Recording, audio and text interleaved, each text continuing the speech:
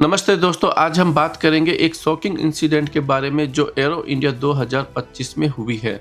Indian air force के chief air chief marshal Amarpreet Singh ने publicly HAL को क्रिटिसाइज किया। इस पूरे मुद्दे के ऊपर दोस्तों इसी वीडियो में हम बात करने वाले हैं। आप कहीं मत जाइएगा।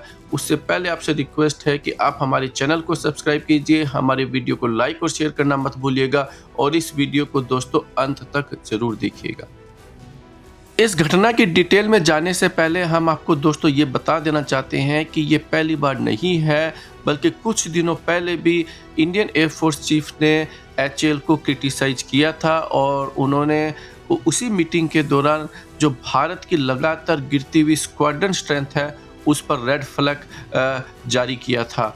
और हमें लगता है कि कहीं ना कहीं एयरफोर्स चीफ भारत की जो लगातार घटती हुई जो स्क्वाड्रन है उसके ऊपर भारत की पब्लिक, भारत के डिफेंस प्लानर्स, ऑफिशियल्स और प्राइवेट जो कंपनीज है उनको बेसिकली उनका ध्यान अपनी तरफ आकर्षित करना चाहते हैं और उनको ये बताना चाहते हैं कि भारत की जो एयरफोर्स है उसके अंदर बहुत सारी कमियां हैं। भारत को बहुत ही जल्दी जो है एक कैपेबल एयरफोर्स बनाना पड़ेगा। इन सारे मुद्दों के ऊपर दोस्तों इसी वीडियो में हम बात करने वाले हैं। आइए दोस्तों अब उस इंसिडेंट को समझ लेते हैं। एयरफोर्स चीफ एरो इंडिया 2025 के दौरान किसी जेट के अंदर बैठे हुए थे और उसी दौरान वो एचएएल के ऑफिशियल से बात कर रहे थे और उसी बातचीत के दौरान वो एचएएल ऑफिशियल्स को ये कहते हैं कि मैं एचएएल पर बिल्कुल भी कॉन्फिडेंट नहीं हूँ, जो बहुत ही गलत बात है। उन्होंने एचएएल को मिशन मोड में ना होने के लिए भी क्रिटिसाइज किया और इसी बातचीत के दौरान एचएएल ने जिन 4 तेजस MK1A को एरो इंडिया 2025 में उतारा है उससे भी वो खुश नज़र नहीं आए। एयरफोर्स चीफ ने एचएएल को ये कहा कि आपने केवल तेजस MK1 का जो सॉफ्टवेयर है उसको सिर्फ अपग्रेड किया है और आप ये क्लेम कर रहे हैं कि आपने तेजस MK1A का फाइटर जेट बना दिए हैं। लेकिन आप इसका मतलब ये हो गया दोस्तों कि जो फाइटर जेट अभी आपको एरो इंडिया 2025 में तेजस MK1A के दिख रहे हैं वो एक्चुअली अभी तक तैयार नहीं है, क्योंकि एयरफोर्स चीफ के हिसाब से उसके अंदर AESA रेडार, अस्त्रा, MK1 जैसी मिसाइलें और जो दूसरे सेंसर्स और जो इक्विपमेंट्स है जो एयरफोर्स की रिक्वायरमेंट है, ऐसा लगता है कि वो अभी तक इंटीग्रेट नहीं हुए हैं। और इससे ये चीज़ प्रूव होती है कि ये जो फाइटर जेट है अभी और डिले होने वाला है। और एयरफोर्स चीफ ने एचएएल को ये कोई पहली बार नहीं है जब क्रिटिसाइज किया हो। थोड़ी दिनों पहले भी उन्होंने एचएएल को इसी बात के ऊपर क्रिटिसाइज किया था। और ये जो एयरफोर्स चीफ है वो मेक इन इंडिया को सपोर्ट करते हैं। वो चाहते हैं कि भारत जो है जल्दी से जल्दी एक बेहतरीन फाइटर जेट बनाने में कामयाब रहे। अब अमर सिंह जी बार बार जो है एचएएल को क्यों क्रिटिसाइज कर रहे हैं, क्यों वो डिफेंस प्लानर्स का ध्यान जो है इस बात की तरफ अट्रैक्ट करना चाहते हैं। आइए समझने की कोशिश करते हैं दोस्तों कि भारत की जो स्क्वाड्रन स्ट्रेंथ है वो क्या है और वो आपको एक इंडिकेट करेगा कि भारत के जो एयरफोर्स चीफ है वो एचएएल से खुश क्यों नहीं है और क्यों भारत को कुछ इमरजेंसी मेजर्स लेने पड़ेंगे। और अब जानने की कोशिश करते हैं दोस्तों कि भारत के पास में कौन से फाइटर जेट्स हैं और कितने फाइटर जेट हैं। देखिए भारत के पास में 4th जनरेशन का Su-30 MKI है 259 की संख्या के अंदर और इनको अर्ली 2000 के अंदर इंडक्ट करना स्टार्ट किया था और ये फाइटर जेट जो है 2035 से रिटायर होना स्टार्ट हो जाएंगे। मिराज 2000 इनको अर्ली 90s के अंदर इंडक्ट किया गया था और ये 2030 से रिटायर होना स्टार्ट हो जाएंगे। मिग-21 ये 20 साल पहले रिटायर हो जाने चाहिए थे, लेकिन फाइनली 2025 के एंड तक ये सारे फेज आउट हो जाएंगे।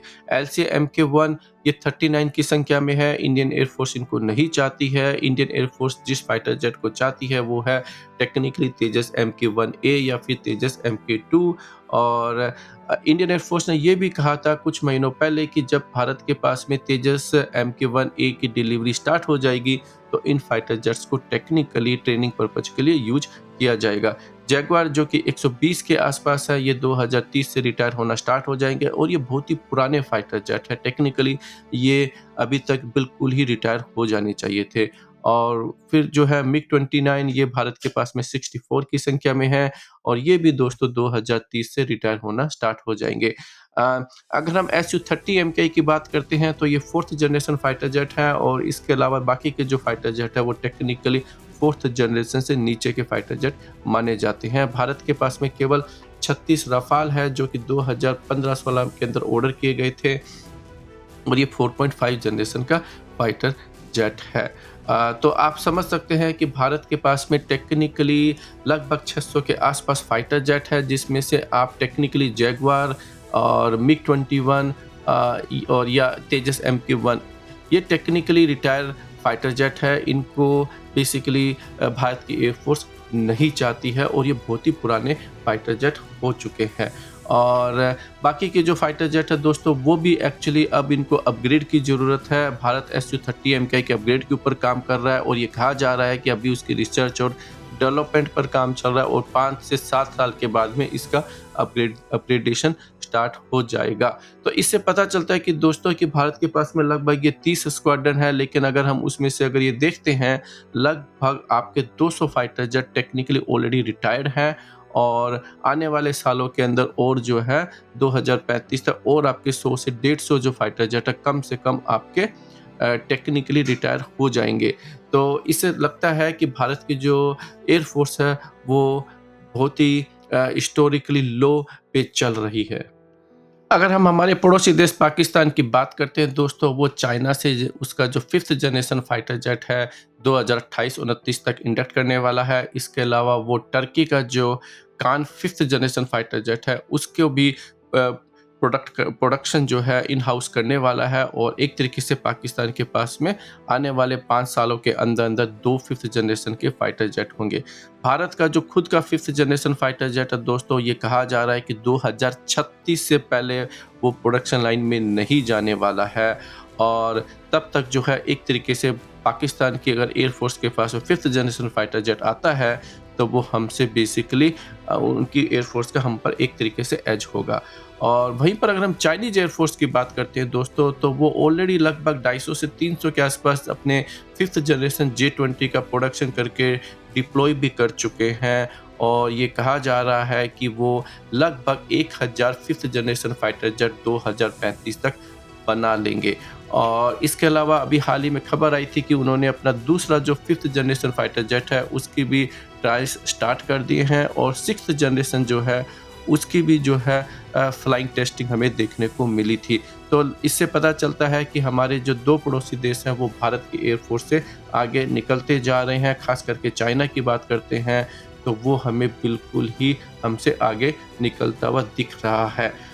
भारत के ऊपर एक और क्वेश्चन है दोस्तों कि भारत की जो एयरफोर्स है उसकी जो ऑथोराइज जो स्क्वाड्रन है वो 42 के आसपास है, लेकिन अगर चाइना की अगर हम बात करते हो तो केवल 1000 ही 5th जनरेशन फाइटर जेट हो गए, यानी कि मिनिमम भारत को अगर उनसे कम्पीट करना है तो कम से कम 58 के आसपास आपको स्क्वाड्रन्स चाहिए और भारत जो है अभी 30 से भी कम पर चल रहा है।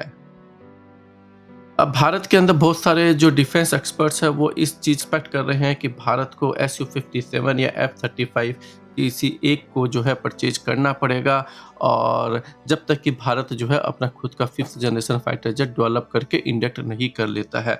और इसी बात को लेकर बहुत सारे लोग क्रिटिसाइज करते हैं कि एयरफोर्स हमेशा से फॉरेन जो प्रोडक्ट है उसको प्रेफरेंस देती है, लेकिन यहाँ पर समझना पड़ेगा कि भारत जो है उसका फाइटर जेट अभी भी 5th जनरेशन या हम ये कह सकते हैं कि इवन 4.5 जनरेशन जैसे कैपेबल फाइटर जेट नहीं है और अगर कल वॉर हो जाता है तो उसको डिफेंड करने के लिए हमें कैपेबल फाइटर जेट की ज़रूरत है।